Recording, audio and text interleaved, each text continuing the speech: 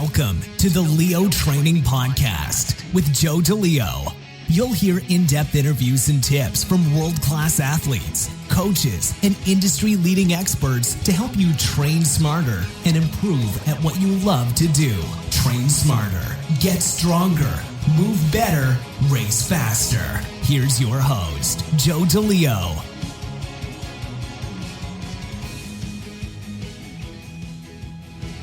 Back with episode 49 of the Leo Training Podcast, and this week's guest is John Odden.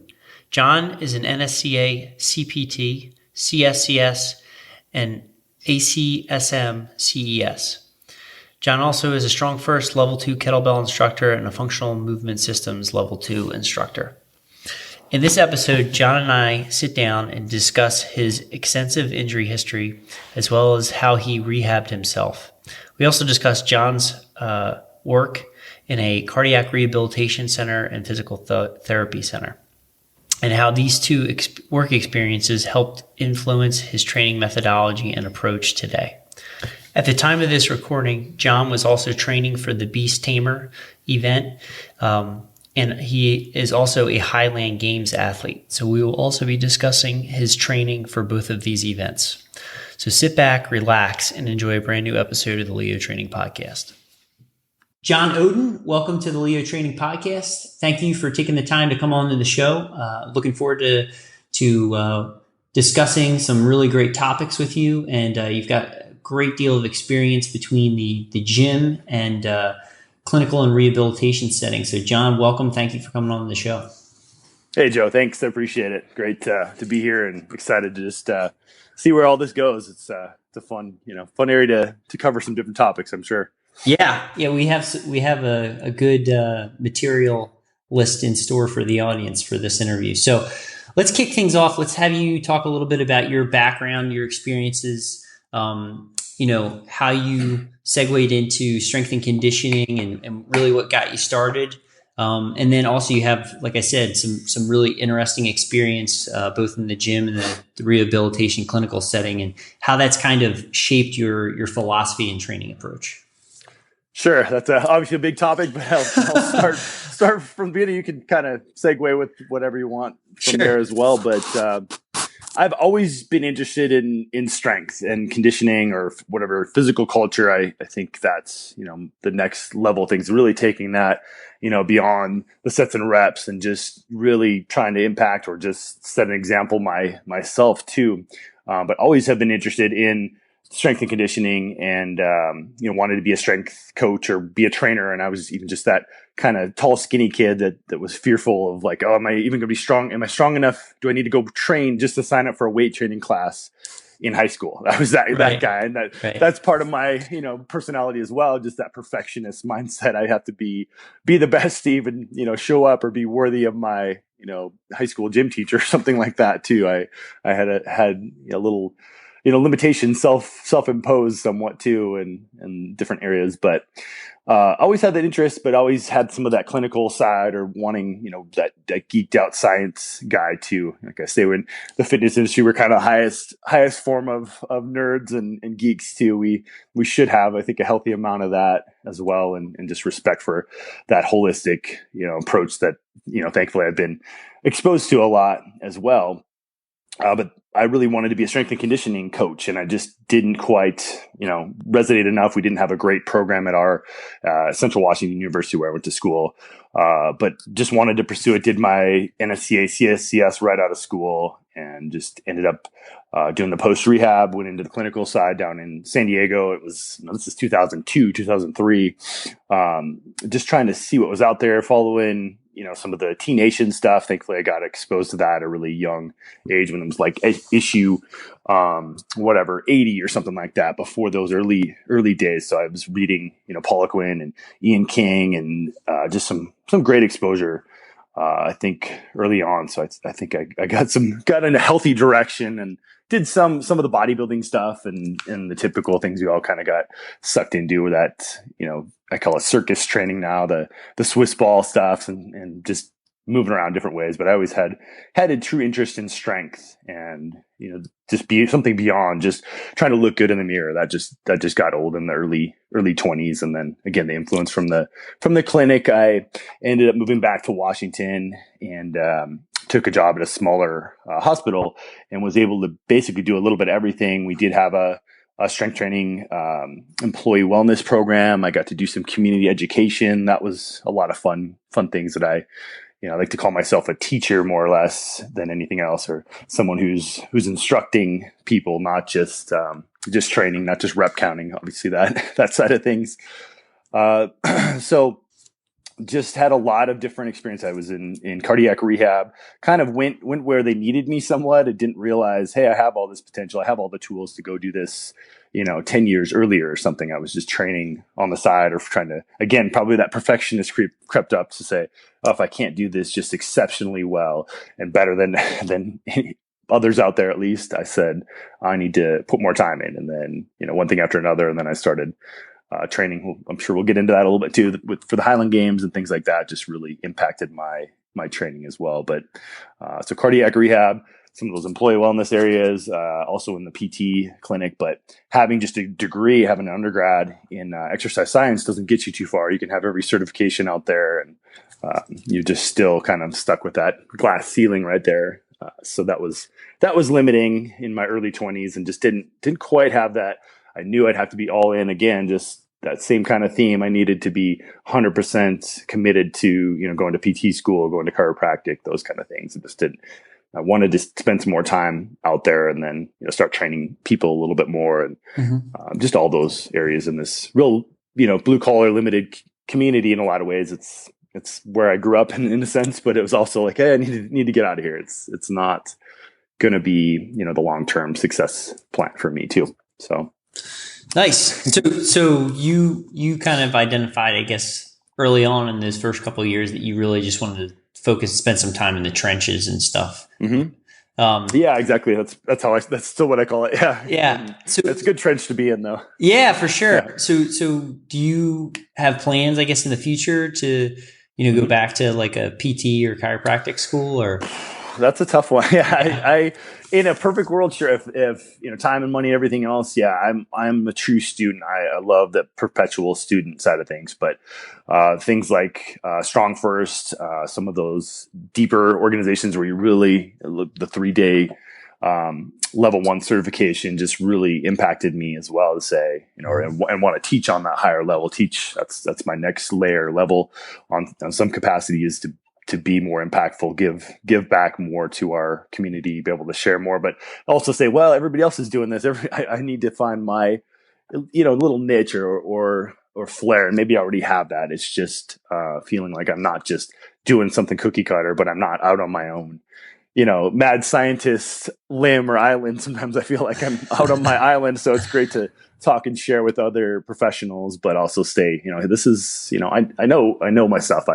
I can own that and just keep building, those pieces for me too. So that's great. Kind of that transition. And I'm not afraid to admit it, that's exciting new. I'm always, doing something to challenge myself, to put myself out there and say, hey, I know this well, I own this, but this is not something I feel as strong about, or I feel like I'm ready to teach that at the highest level or something in that effect. Yeah, no, that's great. I mean, it's good to identify areas that you want to work on and other areas that you can push yourself to expand your ability and horizons. Very cool. Mm-hmm. So what are some of the injuries or setback you've incurred from training when you were younger that have kind of shaped your experiences as an athlete and coach, and then also how you worked in a clinical setting as well? Absolutely, that was the other half, I guess, of that equation too, just being interested in a natural kind of innate interest in, again, that physical culture, that just being active. What can I do? What can I get my body to be able to do and not get injured doing it? But I just had the worst maybe initial exposure to the gym as you could have, or the worst baseline movement kind of things too. I didn't even realize I had, a little bit of scoliosis. I was the tall, skinny kid that was, throwing a ball all the time. I was a pitcher, quarterback, decent all around athlete kind of thing. Got in the gym and it was just not even doing anything off the wall. Just as soon as I started bench pressing and squatting, things like that, it immediately pretty much impacted my shoulder health with some, impingement type stuff. And, just, oh, this hurts. I better take a break. I can't do push-ups today. Maybe I should do something else. And just being a little misguided and not quite, and maybe stubborn, or just the quiet kid that's, this ought to get better. Just not having that support, that true coaching. I'm sure that impacts me today to say, especially with those young athletes, like, wow, I can really, share my experiences at least, and let them, of course, take it what they want with it, but say, hey, this can be done better. This is a great tool. And low back pain as well. By my junior, senior year, I was having some significant low back pain, and I had a good base of strength, and again, just some decent coaching. And I loved spending time in the gym. Had my first weight set, begged my parents, over and over again at 12 years old. I think I have that in my bio too. That was the cement weight plates, and just playing around with that stuff. I always wanted to lift stuff, and again, see what I could challenge my body to do. And had a decent base of some more of like the sprinting, jumping, that side of things too, as somewhat of a track athlete. But again, didn't totally pursue that. And I don't know, a combination of different things. I was just that kid that wanted to be well-rounded. I didn't want to be that, one sports star or something like that. So it just didn't, again, the weight room was calling me, and just life and work and family kind of moving around. I just was that quiet kid that didn't have that coach that's like, hey, you're made to do this. This is, you're an athlete, you're a star, or something like that. I didn't have that, a little bit of push, that little bit of, whatever. My parents believed in me, but it wasn't something that I really thought was a big deal. But moving forward, that definitely impacted having those injuries, saying this, something needs to be done better here. And that's when we were still doing 3 sets of 10 with machines and all kinds of bodybuilding type movements, and everybody started gravitating away from the squats, like, oh, we can go do leg presses, we can go do this and that. And that just, of course, just didn't make sense. I knew there had to be something more. And again, getting exposed to some better sources early on, that just impacted me so much, and said, I have to be, my body's made to be able to squat. My body's made to be able to do this kind of stuff. Maybe not so much bench pressing, but it's one of the few exercises I don't feel like I need in my arsenal. And it always leads back to the pain cave, I call it, in that sense too. I always end up in there, but I could do just about everything else pain free. So that's an amazing success. If I can, share, or maybe brag for a second that, hey, I've had 20 years of back pain. I've had 20 years of shoulder pain, and I'm pain free now. So that just is a huge success for me, as well, all around, and how I train and believe in what we do and why we do it, I guess, too. Yeah, no, that's fantastic. That's huge. So was it any, like, one specific injury? Did you have like a rotator cuff, or was it more just soft tissue sprains? And just all that wear and tear stuff. Nothing specific in the shoulder that I've ever had diagnosed. Just seeing some PT chiropractic. Never had MRIs or anything of the shoulder. I'm sure there's some nice grizzle in there, but again, I have full range of motion. I move better than ever, all around. I guess that's the other thing I take pride in, of course. And that's, of course, a big part of who I am, and thankfully where our industry is going, at least where I, the area that I'm honed in on is all this movement based, fun mobility, not making it overly complicated, but saying, here's the, authentic tools like the FMS and, these systems that do work. I don't think want to get too far off of this, track of this voodoo stuff as well. So, you'll hear more, I'm sure, about my thoughts, and just distilling down what's authentic, where the research shows what we can take and utilize with all different populations, or is this just something, one little ace in the deck or something like that for that one person that just seems to not be responding to something else, and they're a elite athlete or something that we can throw at them, not the average, person that's just getting into their program, something, to that effect, I guess. Right. The back pain, I don't know if you want me to go into that a little bit too, sure. Was pretty much undiagnosed as well. Having those aches and pains, being laid up, I guess I went to the doctor a couple times and was just given some pain meds or something, and nobody followed up with that, and just would continue to flare it up and ratchet up on my squats. Did a little bit of deadlifting, didn't really focus on that in that, again, early 2000s. So that was quite a while ago. There wasn't a lot of Olympic lifting going. It was way before any of the, CrossFit movement, things like that. So that just was undiagnosed until 2011, when it was after my first full year as a professional in the Scottish Highland Games, where I knew something wasn't right. I was having, more of the radiating symptoms down the leg, and just very impactful on my performance kind of thing. It wasn't just that sore, achy stuff going on. So that's when I found out I had actually blown 2 discs, and MRI was just completely black in there. And it's like, oh, I still feel okay. And this is major. And that's actually part of my story of getting exposed to kettlebells and really that deeper level of the, I guess, practice, the skill of strength and that area to say, I can come back from this. I didn't have surgery. Things have just gravitate. I'm, I guess, just a good example of what can be done with the right medical, model, the right PT, right chiropractic team around me, but also, exploring movement, exploring what's safe and reasonable, and listening to our bodies, things like that, having some coaching along the way. But, a lot of my own exploration and, I guess, just discipline to stay the course and keep working on all these things, and say, this doesn't make sense. I need to step back a little bit, do something a little different too, not just keep, ramming my head into the wall kind of thing too. Right. So in regards to the low back experience, the low back pain experience and injury. So what are some things that you felt were like really helpful in helping you turn the corner, and making progress to getting back to, good quality movement and being out of pain? Was it changing habits in terms of the way you were moving, or technique in lifting, like possibly, 1 or 2, 3 things that people could pay attention to or apply? Yeah, absolutely. I was exposed to like the Stuart McGill spine stabilization bracing, and again, that PT model we were doing.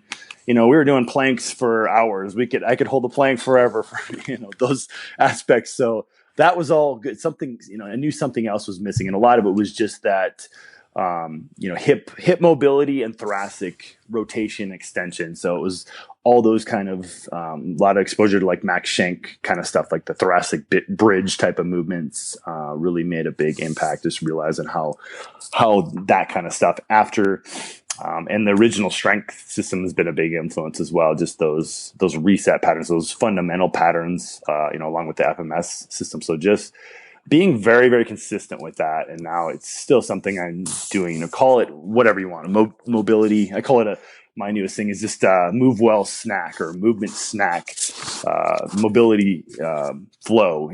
That kind of movement, but have it a little more strict, a little more scripted, like what we do with our clients as well, but also to branch off of that and say, I feel part of that empowering process, I believe too, is give them those tools and say, I feel a little restricted here. I need to spend a little more time on this, or maybe I need to get on the foam roller, or that might be something for my, chiro or massage therapist, something like that, for them to even be aware of that. And for me to be able to help them, determine how far, each tool, each exercise or whatever is going to take them as well. So a lot of it for me was just that, like that reflexive strength term from original strength as well. Just getting that reflexive strength, doing a lot of crawling, doing a lot of things where I could get rid of that kind of fear avoidance of getting into my deadlift hinge position, and just, I could basically feel the pain just getting down into that, just finding my hinge, and really just having some awareness, having some good coaching to say, you're flaring your ribs every time you're getting into your deadlifts. You're not able to contract and stabilize where you should be too. Again, you can hold that plank, you can do those patterns all day long. You have good, even my FMS was good at the time too. So I knew there had to be something more. So really just the consistency and those basic resets, FMS type of correctives along those lines too. Awesome, very cool. So coming back into the next question, and this ties in nicely. So sharing, your experiences with the injuries, and then also your coaching and educational background. So, how has that kind of helped you write your training programs for these different settings? So you have like a clinical setting versus a high school or gym performance setting. So what are some of those differences in those programs? And have you established any benchmarks to help place or move individuals from the clinical to the gym or vice versa? Yeah, that's a great topic, and we could get really in depth, really detailed, but the bottom line, I feel very confident taking those skills, or simply doing a blood pressure check when somebody walks in our door. We have a basic health screen. I'm not sitting there wearing my lab coat, but hey, you have high blood pressure. We don't care how much you bench press. We don't care how much you squat. Yeah, we got to cover this baseline, or talk about some of those fundamentals. And I look at the FMS as a screening tool that way too, as a health screen, or we have to look at it that way too, that we owe these people these pieces. But of course, I don't want to just push them away or feel like they're in that clinic environment. So if they came in and they had high blood pressure, for example, what would you have them do? Aerobic work. Where do you? I would refer them out to their doctor, as much as there could be a love-hate with the modern medical area, and that's where I also have an ACSM clinical certification. I have the certified exercise physiologist cert as well. So that's where, again, it's pretty rare, but sometimes I do have a fair amount of people. I've in the last year had a handful of guys, especially, and I ask that diabetes management as well. Are you checking your blood sugars?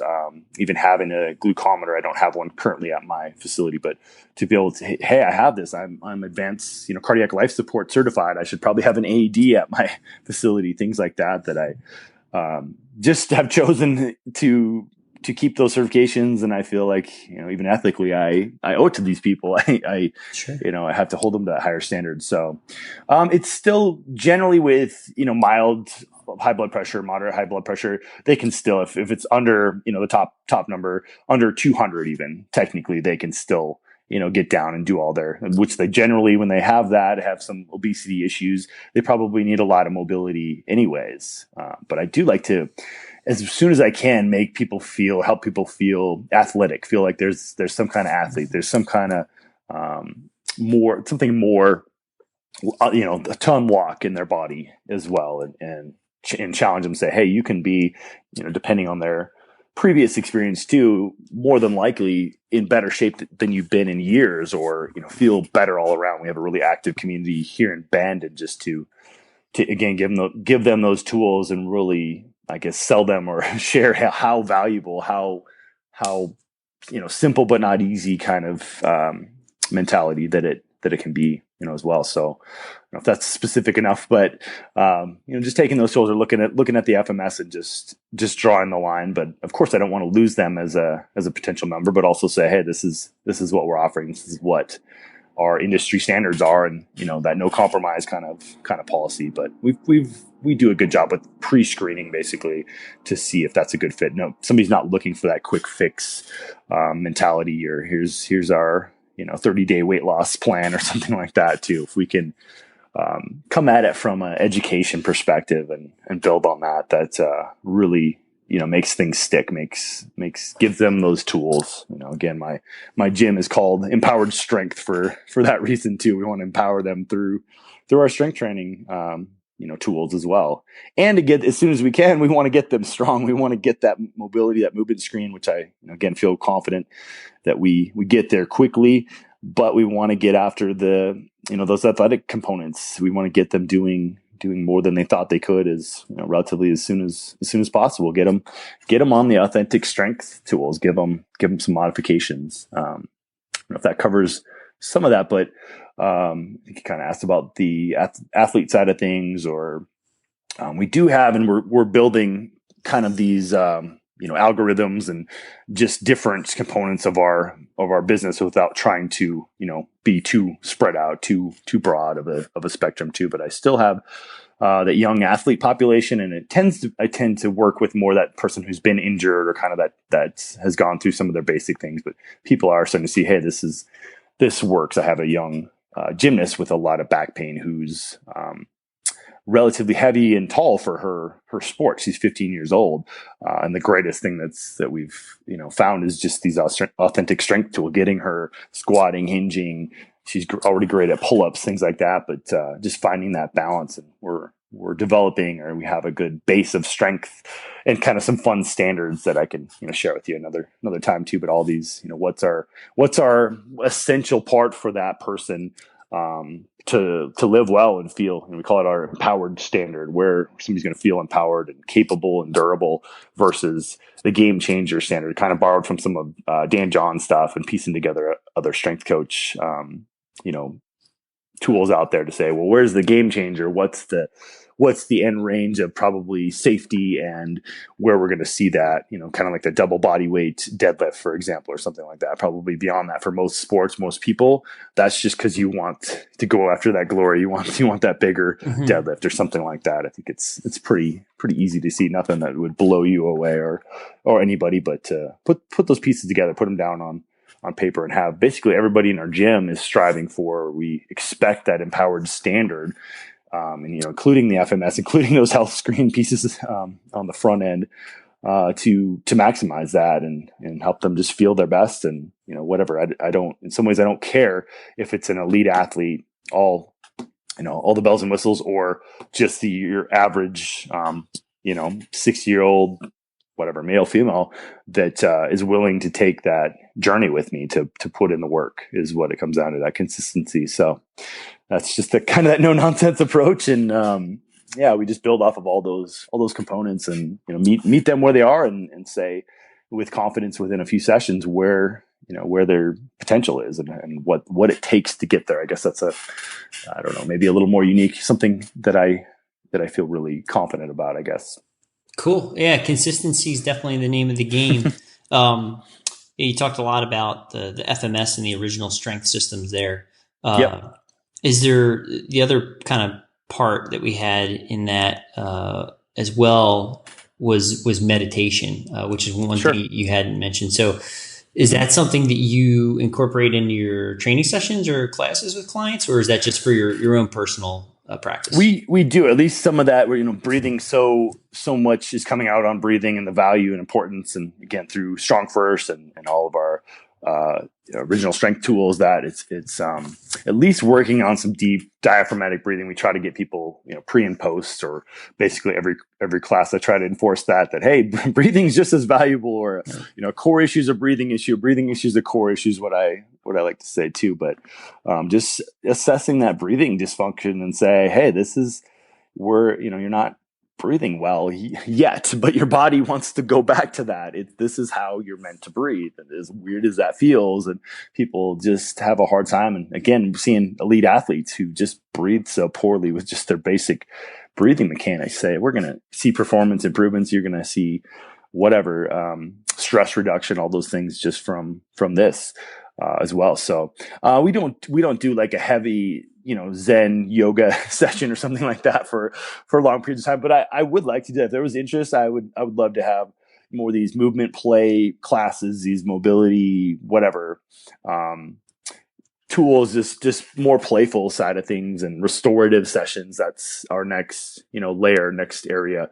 Along with kind of the other extreme, doing more of a barbell club, doing more of a competitive Olympic lifting side. So that's kind of me in a nutshell too. Like I want to take I know that's my weakness to a point. I'm not always person that needs to quiet his mind a little bit and just have that time to just say, put my body on a deep charge for that 10 minutes and kind of force. Sometimes it feels forced, but other times too, I want to go hard. I want that intensity side of things as well too. So that yin and yang, whatever you want to call it, as well, is probably, something that's really needed in our busy, crazy American lives kind of thing. No, absolutely. Yeah. I mean, and that's a great culture to have at the gym, because that's something that people want to be a part of, for sure. Yeah, and to have that all within one session, I guess maybe not a lot of people are doing that too. To say, yeah, we're going to hit some heavy deadlifts and we're going to back down, and you're going to be, going into our Zen, meditation mode too, and kind of exploring some of that track. And I haven't heard any negative feedback. Nobody.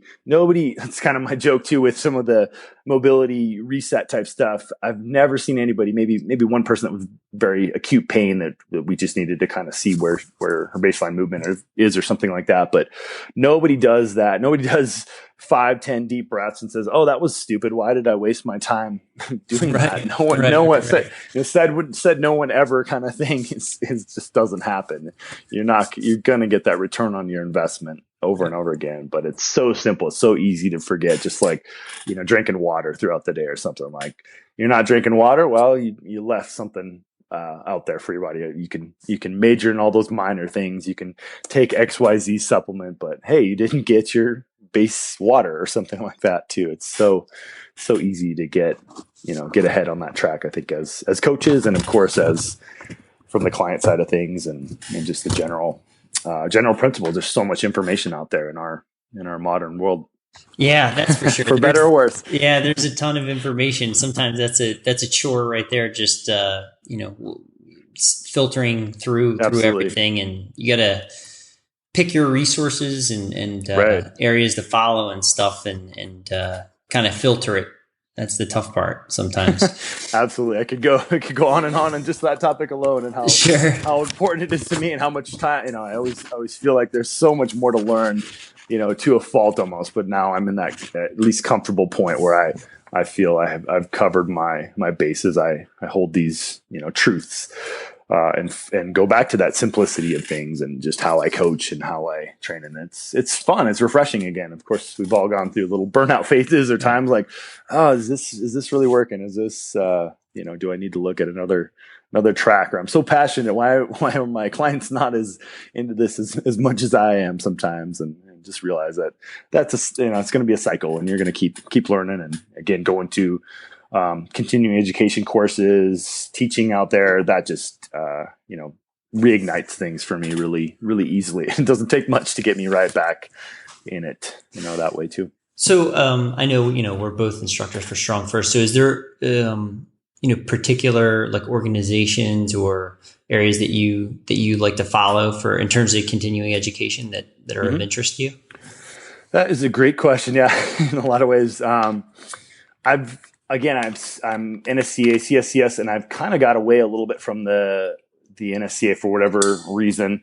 Some of the controversy over their misrepresentation with some of the CrossFit injuries. That's kind of a bummer.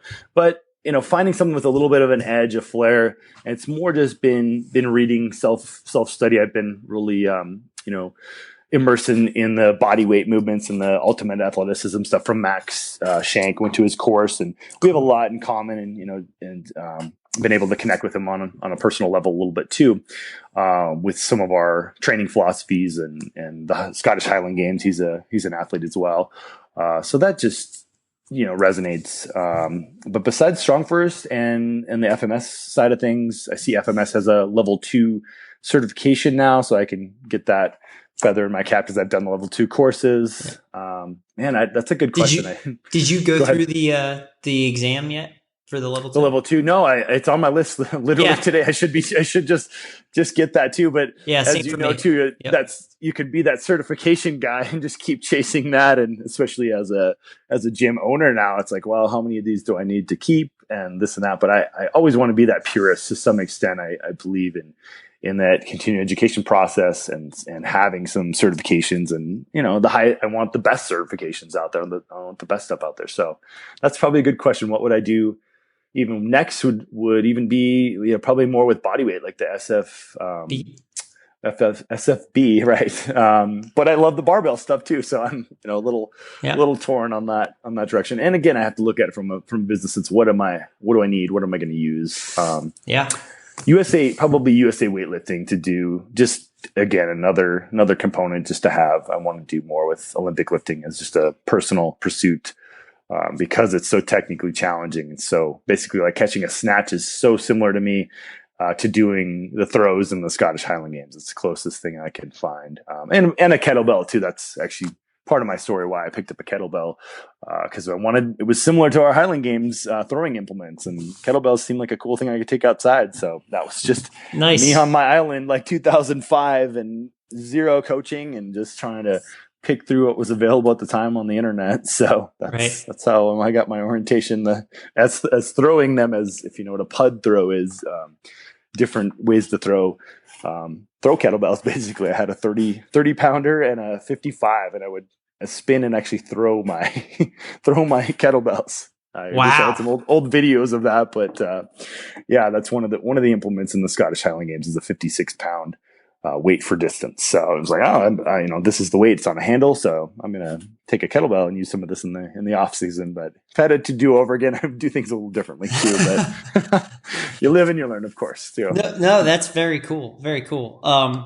So kind of segueing into that. So you've mentioned it several times throughout the interview so far. So for those that don't know, including myself, I wasn't really too aware until now. So what is the Scottish Highland Games? What are the events that make it up? Sure. And then how do you train for that? Kind of while maintaining your skills and keeping your skills sharp for the SFG level 2. Yeah, absolutely. So the Scottish Highland Games have been around for several hundred years in Scotland. There's all these different legends of how and why the events came up, so I won't get too into that. And I like to look at the history. I like the culture. I have a little Scottish blood and very that Celtic Norwegian side of my my family too. So I appreciate that, but I just basically wanted to get out and throw things. I wanted to throw heavy stuff. It looked like fun. I got roped into it. I had no idea. Again, 2004, kind of on that edge of like, well, what am I doing career-wise? What's this, bodybuilding type of stuff, this typical gym, health club model, and even where I was training, I knew there had to be more. I always would dabble with some of the Olympic lifts, and thankfully, always squatted, with our barbell type stuff. I didn't get too far off track and do too much leg pressing and all that jazz too. But that just led me in that direction. So the events there's basically a heavy and light standing stone called the Braemar stone. So that's a heavy 22 pound stone at least, and it can range up to some crazy weights up to about 30 pounds. And that gets kind of silly at that point, at least for the little guys like me. And then we have an open stone, which is basically just the shot put, or the modern shot put has come out of this as well. There's a heavyweight for distance, which is the 56 pound for the heavyweight class, and 42 pound for the lightweight class. So little different implements for different classes that could kind of get confusing. And then there's a lightweight, which is 28 pounds, and everybody throws that as well. So 28 pounds is the lightweight, and I'm a lightweight athlete at under 200 pounds. So that just tells you how much it's a big heavyweight sport. A lot of strongmen, a lot of shot putters, just people who want to, get out of the gym and basically throw weights instead of lift them all the time too.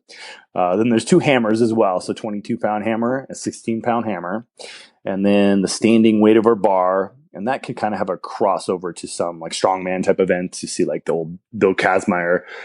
He did some Highland Games, set some world records back in those days, I believe, with the weight over bar. So it's like a kettlebell on a little bit of a swivel handle or a bell shape. It can be a ball, but they're all have to make weight. People think, oh, it's just a bunch of farm boys out in the field. Yeah, to a point, we like that part of the culture. It's a little underground, a little more raw that way. But everything it has to be certified, especially to set a record, and it does have to make weight and be of a certain length, diameter, whatever, as well. So it is rigorous in that way. But at the same time, that's part of the fun of it. You never know what the conditions are going to be like. We say just step in and throw. When it comes down to it, you got to go in there and throw. You may not have the perfect, field conditions or whatever to spin and throw your stone throw or something. And it can be an actual shot put, but usually it's a stone out of somebody's, riverbed or something like that too. We try to find some nice stones to throw, but that can really be a game changer, really be a challenge. So the last 2 events are the Sheaf Toss, which isn't always contested. That's sheaf, not sheep. People hear that incorrectly. So that's a burlap sack, something that's stuffed in there, and they're using all different materials nowadays. They're trying to kind of modernize, but still stay true to the roots with a pitchfork.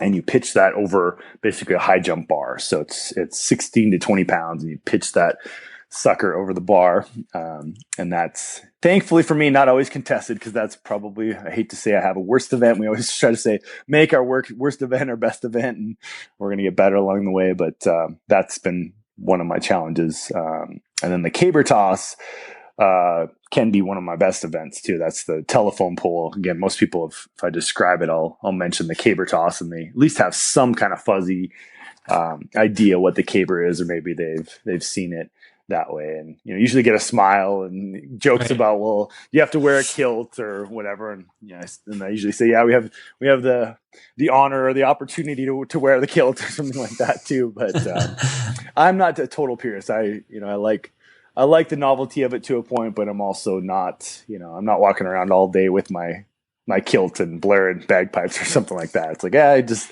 get out there, do my thing, and enjoy, respect the culture. But it's also like, it's a tool that helps me with that training, and just, keeps me learning and feeling inspired, and being able to train and coach and, look at things a little bit differently, I think, because of that as well. Awesome, man. That's very cool. So are all the events like scored proportionately, or do they have some have a more weight than others?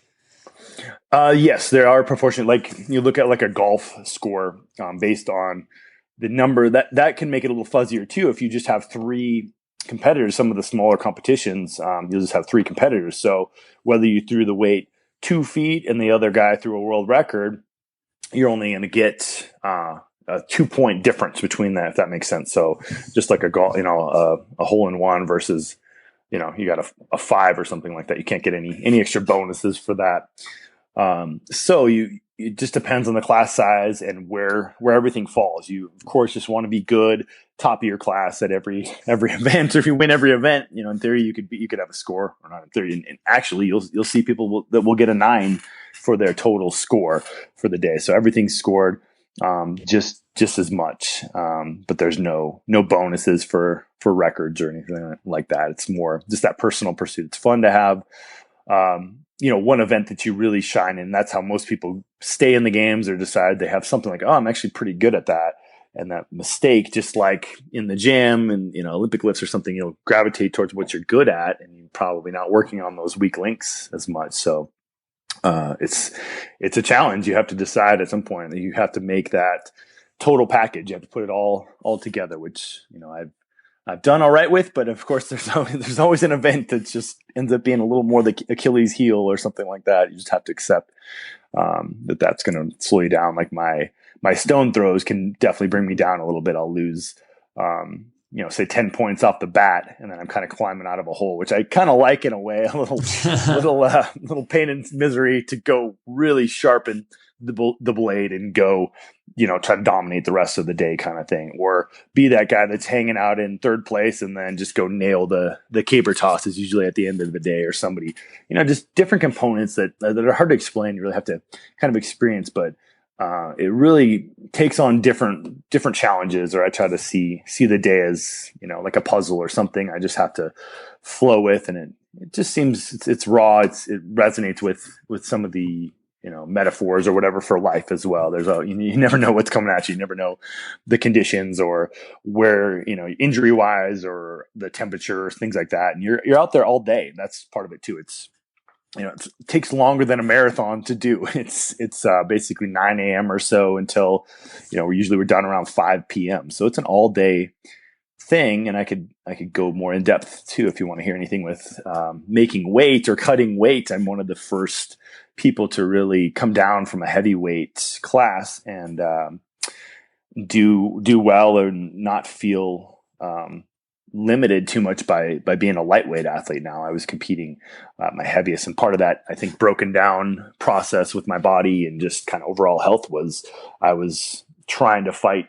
get into a bigger frame and hold as much body weight, kind of just clawing my way through it to keep my body weight up, or feel like, that we say mass moves mass. So I'm just not made to be 240, 250 pounds, and be that all around athlete myself too. And that's what, again, probably resonates into my own training a lot more, or how I work with other people. I'm not just, that meathead mentality, or just trying to train to, achieve these physical, one part of the physical spectrum or something like that. Now I, as a lightweight athlete, I always taken my health seriously, but look at it more holistically, as well. And I think you had asked also about how that fits into my other preparations and things like that as well. So, now I basically try to concentrate my efforts during my season and really immerse in it, and then take kind of time off and balance things out. I don't mentally, physically, whatever, want to train as intensely, just day in and day out all year long. My whole training parameters aren't just based around my Highland Games throws as much. It never hurts, doing it in my Olympic lifting, things like that. It's still, I think, way more similar than different. I'm not going out and running marathons or something on my off-season time. I'm still training, those skills, those components that just seem to interlock well. And, looking at the whole holistic health kind of side of things too, I can't help but want to just have the healthiest body, healthiest pieces. And that was part of my story as well. I was, having borderline high blood pressure. I have a lot of family history of heart disease, cancer, my dad going through a lot of those things. I just said, I'm working in this healthcare side of things. I need to tune up my own health. I felt kind of like a fraud. I needed to relook at that as well. And, it wasn't really that far off of my base, but it wasn't, truly who I am. Now I'm closer to walk around at 205, 210 and feel great. I can do, very capable of doing a lot of things. I can go and, just the other day I passed my snatch test, just cruise through it. I haven't snatched for quite a while. I do just some basic, conditioning, metabolic stuff, but I can go hike and go play. And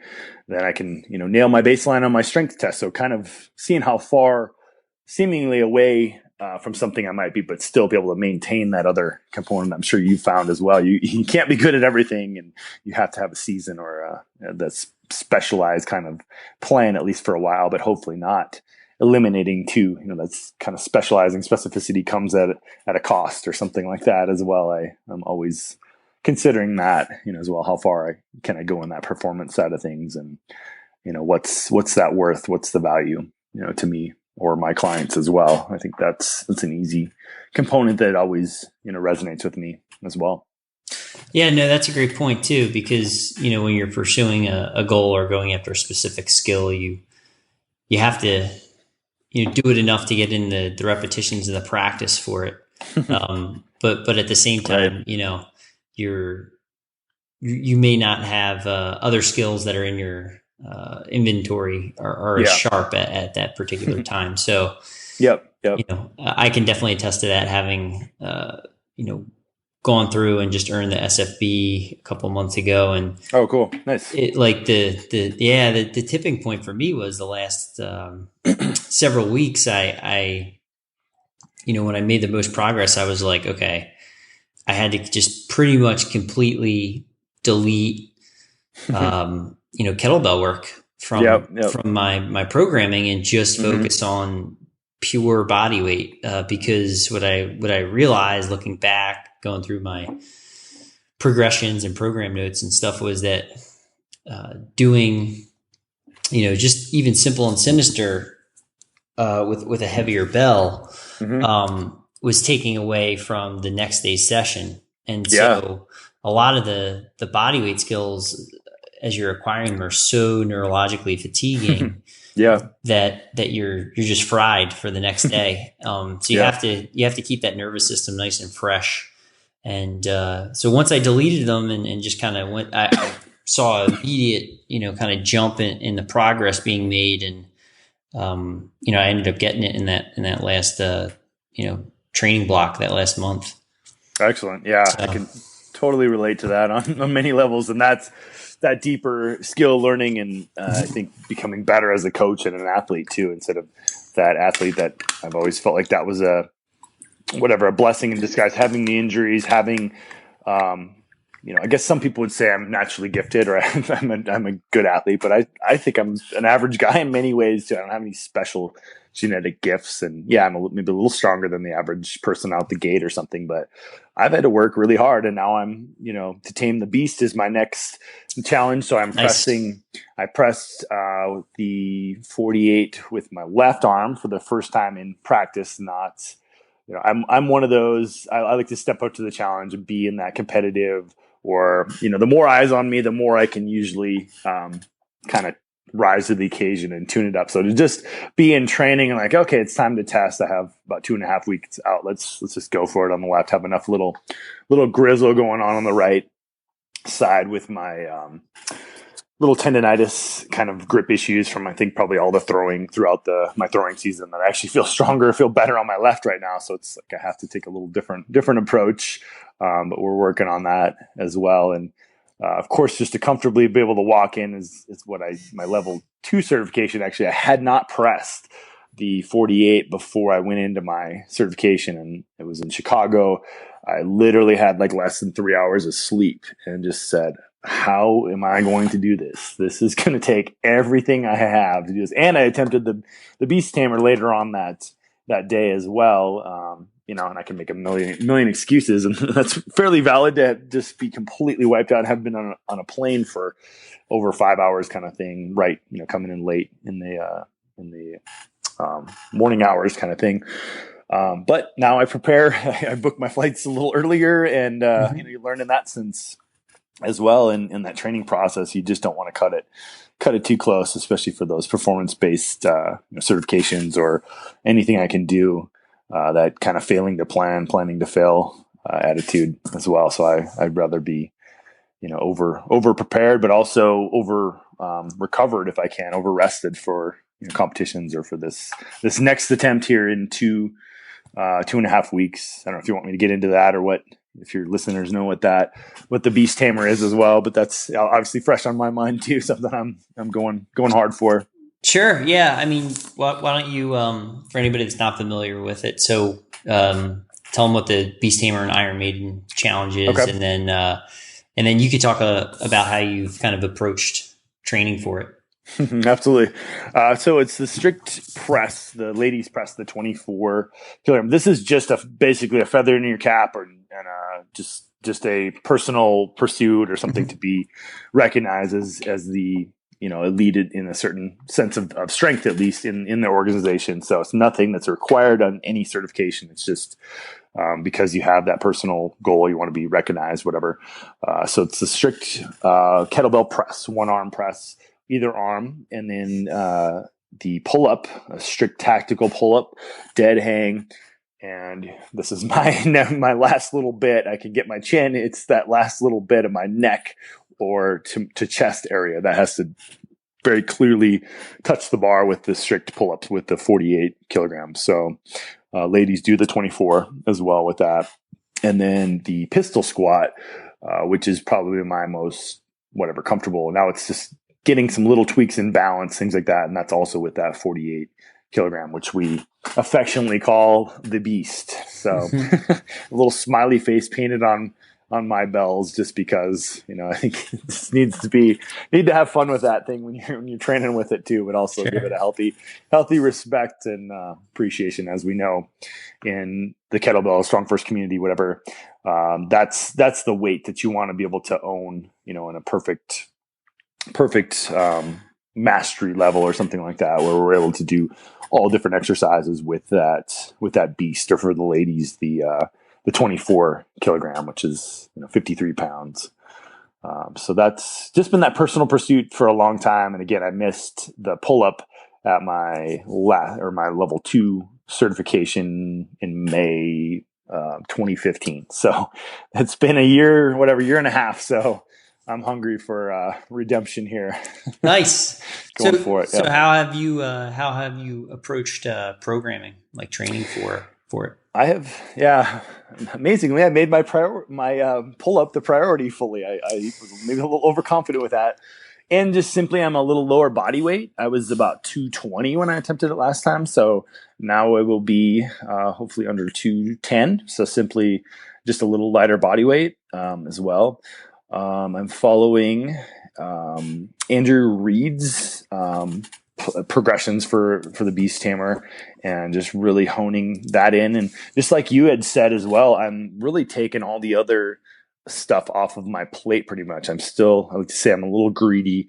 I'm trying to just work on the technical aspects, which I have, so much to learn with my Olympic lifts. Like today, I really have to just stick to the plan and stay under my, drills and under 70% of my Olympic lifts. And of course not get hurt, get banged around, but, to have some other stimulus, some other variety in my training as well. But it's 3 days a week of pull-ups with all those progressions. And then again, getting my press now, I still don't want to back off. I want to be really comfortable with that, with either arm, ideally. In pistols now, I've haven't worked much on pistols. I'm pretty good at front squats and can maintain that base level there. So now it's just tuning up, getting a little more refamiliarized with the pistol, and again, make sure I'm not overconfident and miss that. I did a pistol the other day with the Beast already. So it's just hitting it, when it counts now on the battlefield, and getting that last little bit of the pull up. The pull up I'm working on, again, some of Max Shank's suggestions to do some isometric pulling on the sticking point, right? And just kind of that common sense. We all know that works, and own that piece where I can just rip up to the first. And I think Max was the same way, if I remember his story correctly. I can probably pull 130 pounds up for the first 3/4 of the range. And this is probably a typical guy kind of thing too. I've noticed a lot of ladies can keep pulling more like a tank in that plane of motion. They can just keep pulling, where I'll hit that wall. I almost have to accelerate and just kind of just coast up that last little bit with my own body weight. I can do that. But of course, with that 48, just right on that edge of getting there, each rep kind of just gets a little bit lower. So to own that and really dig into those isometrics, and again, just kind of carefully play around with a few things, but stick to the fundamentals, or stick to what people who've already done the Beast Tamer and trained for it, of course, following what they're doing. I think it's easy to not be coachable or say, oh, my body's a little different. I need to, of course, having a couple little variables and listening to your body, but also, well, this is what the science says. This is what works. We need to stick to that plan. And as you know as well, it's a lot of times really boring as well. Yeah. You have to be that technician. And that's part of my journey that I guess I, maybe have a little more aptitude for, or something. I can really just do that boring methodical stuff for a long, long time. And I even try to, sometimes apologize to my clients and say this results here are going to be really boring. And now I, just take it a lot more and own it. And of course I want to find some variety, some playfulness, in my own training as well, because I can be pretty rigid and methodical. But I don't like to just follow an absolute template. I have to be able to tweak that a little bit at my level too. Sound jumped out there. Sorry. There you go. You're good. Cutting out a little bit. Okay. You're good. Sorry, what did you say there? Oh, it's the last little bit. Yeah. That I like to follow, of course, not get too far off of the template or the research of what works for any given skill or technique. I like to follow what my senior instructors or whatever follow, but also make it our own. We do have to listen to our bodies, use those tools. So I think I have a pretty good balance where I'm not reinventing the wheel, but I'm not just, well, the program says this is at 80% and blah blah blah. Sometimes I can, I think as an advanced coach and athlete, you should be able to, whatever you want to call it, auto regulate. Just listening to those. Your body, you might not have had a good night's sleep. Something might be tweaked around. So not just to keep pushing through everything all the time, finding a little different step back and, okay, well, reevaluate this, or I just hate this program. I don't know why. I need to do something different. So, again, there's no world records to be set in life and pursuit of a deadlift goal or something like that. It's got to be authentic to you, and you should enjoy the process on some level as well, I think, right? Yeah, absolutely, man. Absolutely. Is there anything else that you want to touch on or summarize that we've covered so far before we move into the rapid fire? not especially. I don't know, like Highland Games wise, if you had any other questions or anything along those lines. And I guess just finding my healthiest body, or to share with listeners how being authentic to yourself that way as well, to really decide what it's worth to you. How far are you willing to take your,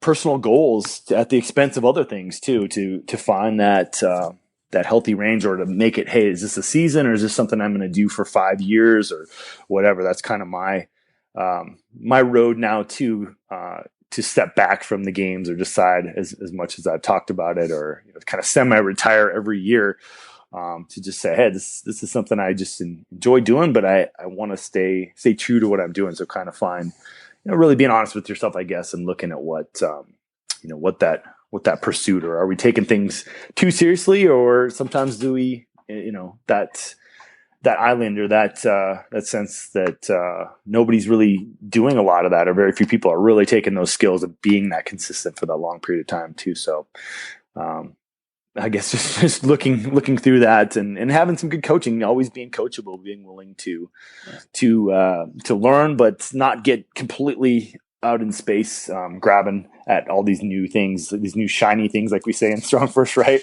Yeah. It's tempting, and you have to run it through that filter, hopefully quicker and quicker. So that's always a fun thing, but something we can get wrapped up in too. Yeah, for sure. Yeah, it's definitely, there's a lot of shiny balls out there. Yeah.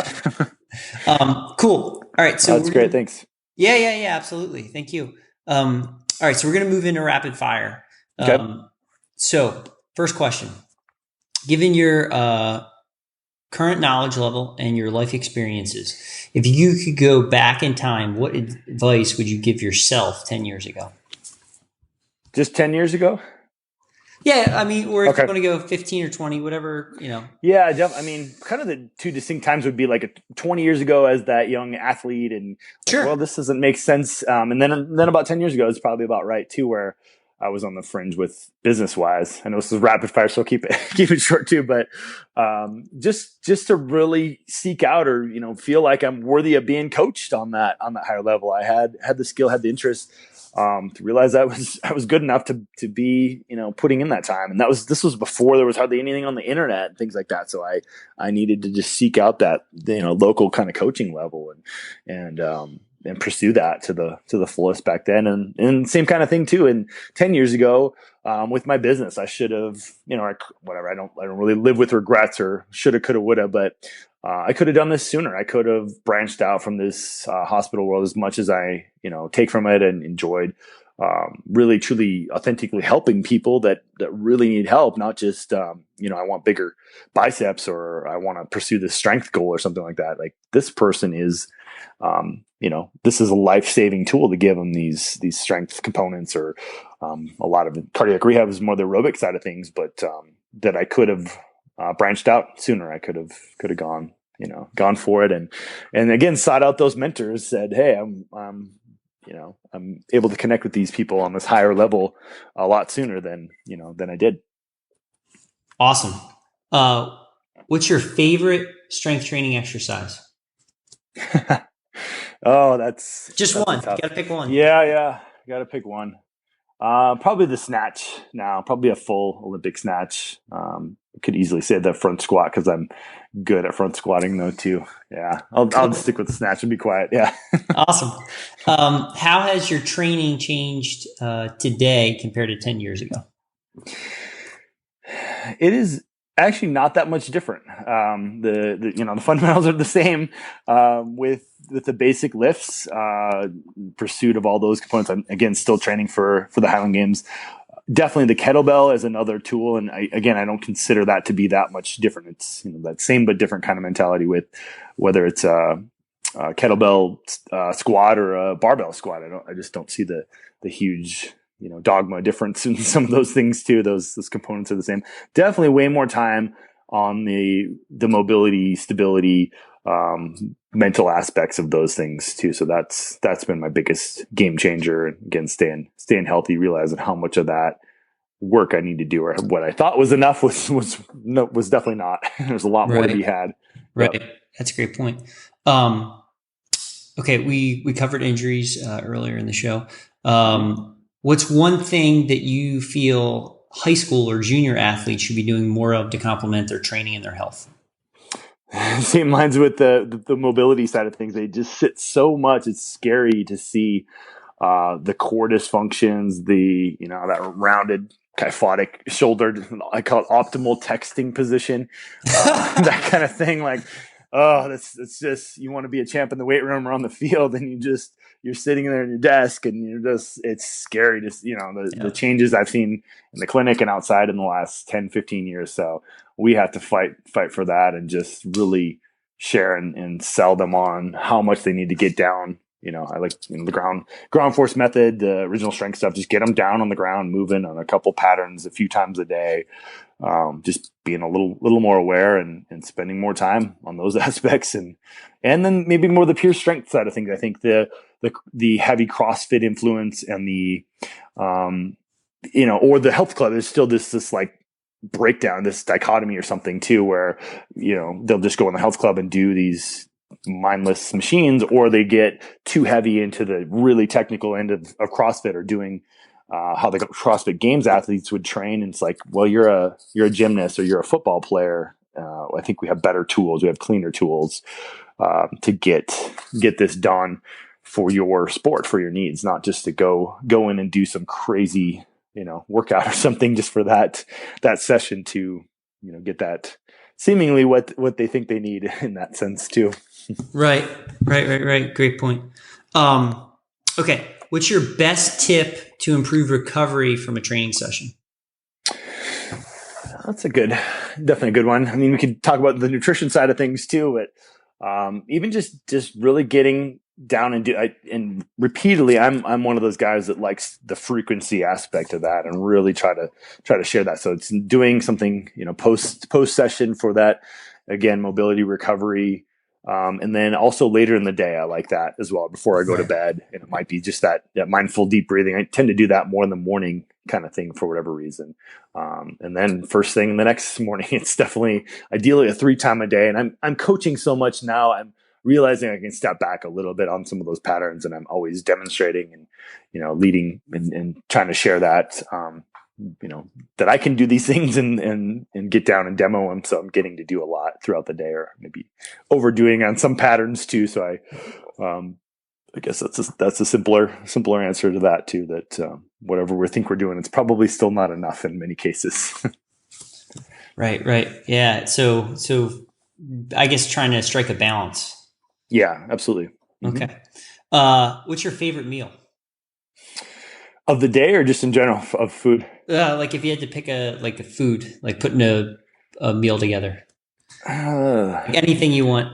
Yeah, probably just a big breakfast. I'm a big breakfast guy. Nice. It's probably like, I ate a dozen eggs just to see if I could, like a couple months ago, just kind of silly stuff like that, or just tons of eggs and bacon. And, I do all the veggies and stuff in there too, but, just kind of gorging on that. And it's not, maybe it's like one pancake and then it's probably like more eggs and bacon or something like that. I'm not much of a carb guy that way. I just, thankfully, I guess, never really went down that carb world, and, pancakes and stuff like that. Yeah, I'll have one every few months or something, but that's not my cheat food or something like that so much. Cool. What's one book everyone should read? One book, everyone. Wow.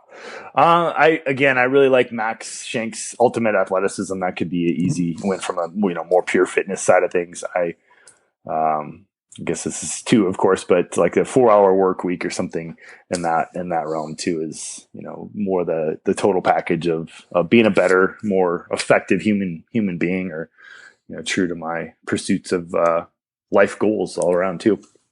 Awesome. Who do you study, or have you studied in your career to get better? And that could be, self-improvement, business, strength and conditioning, any area or any person that comes to mind that you feel kind of has helped you along your career. Sure. Yeah.